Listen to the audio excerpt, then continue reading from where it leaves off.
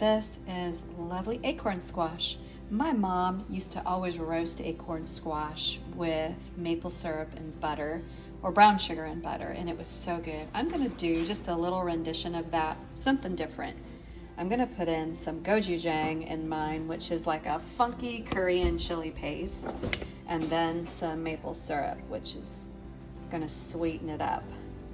And then just give it a really good mix, and we're just gonna kind of spoon it all over the acorn squash. Just bunches of it. I'm gonna put a little bit of it on, and then I'll bring this out closer to the finish of the bake and do some more, just like that. And then it needs a little bit of salt. And then my current fetish is Nigella seeds. They're so good.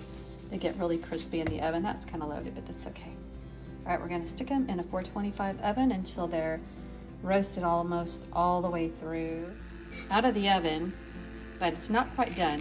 I'm testing it with a fork, and I can press and see there's parts that are done, but parts that are not done. I'm just gonna add some more of this gochujang. Maple butter. And put it back in there, probably another 20 minutes. Yum.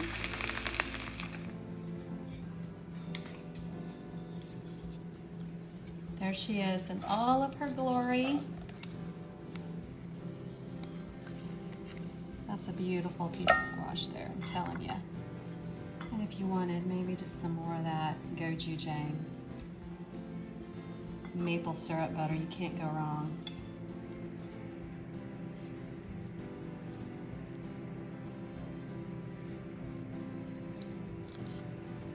Oh.